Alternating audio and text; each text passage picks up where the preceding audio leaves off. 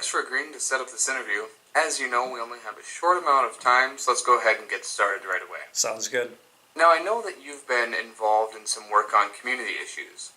Can you tell me what attracted you to the community issue that you chose at the beginning of the semester? Yes, so the topic that I chose was emergency preparedness on college campuses, and I chose this for two main reasons. The first main reason is that I'm an emergency management major. So it is very important to me that the message of emergency preparedness be spread upon the general population, in this case college kids, because everyone should know what to do in the case of disaster, not only to make disaster response and recovery go smoother, but so that more people will be able to help themselves and be more autonomous in the case of disaster. And second of all, I chose it because this applies specifically to college kids. And I myself am a college kid, and I feel it very important that this bright generation and the future of America be prepared for the case of disasters.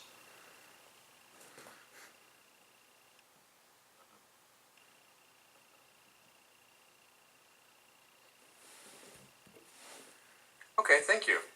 Now, your materials also said that you were involved in a community issue team project that focused on a call to action. Can you share with me what call to action your team put forward and why you chose that call to action? Yes, our call to action was rather controversial. It was on the topic of modern eugenics. Now, the reason we chose this was, one, for its controversial nature. We wanted to prove that there is both a good side and a bad side to a topic, no matter what it is, in this case eugenics.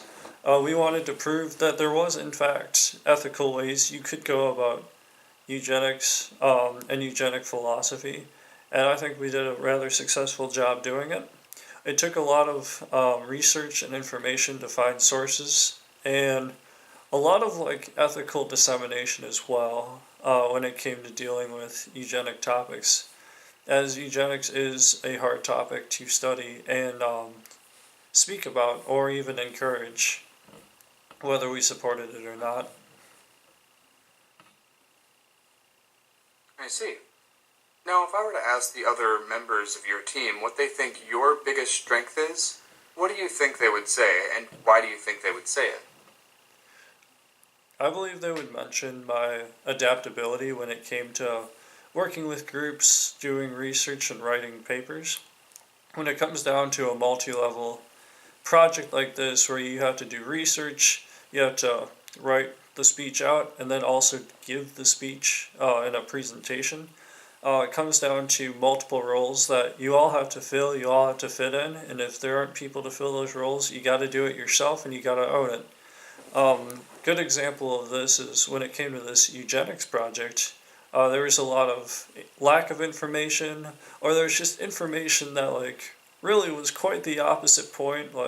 Most of it is negative towards eugenics because, let's be fair, eugenics isn't that great of a thing, except for the few ethical exceptions that we found. So it's very hard disseminating that, but I'm glad that we managed to. Okay, great. What for you was the most challenging thing about working with your team?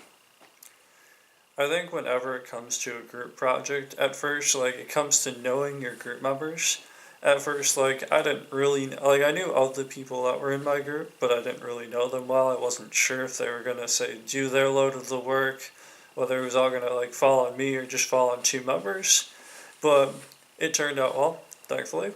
Now, the next thing it comes down to is collaboration. When you start brainstorming, it comes down to all these good ideas, there's bad ideas, and you gotta sort through all of it and find one solid main point.